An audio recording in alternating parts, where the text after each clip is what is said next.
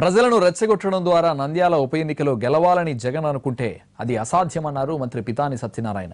సాక్షాత్తు సీఎంపై అనుచిత వ్యాఖ్యలు చేయడం జగన్ వ్యక్తిత్వాన్ని బయటపెట్టిందని విమర్శించారు. ప్రజాస్వామ్య విలువలు కాపాడాల్సిన ప్రతిపక్ష నేత సీఎంను కాల్చి చంపాలని అనడం దారుణమని మండిపడ్డారు. జగన్మోహన్ రెడ్డి గారు ఈనాటి ముఖ్యమంత్రి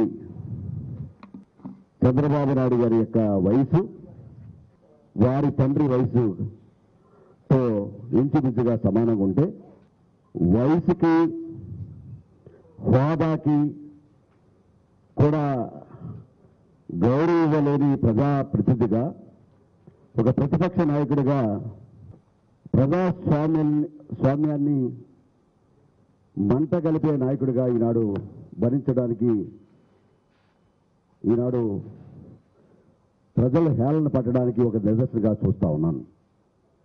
ఇటువంటి దారుణమైన మాటలు కానీ ఇటువంటి రెచ్చగొట్టే ధోరణులు కానీ ఒక ముఖ్యమంత్రి స్థాయిని హత్యకు గురికొల్పడం, ప్రజల్ని తానుగా నోటితో చెప్పడం, మరి ఇతని ఇటువంటి నాయకుడు ప్రజాస్వామ్యంలో వస్తే ఈ రాష్ట్ర ప్రజలు ఏమవుతారని ఆలోచించాల్సిన పరిస్థితి ఉంది.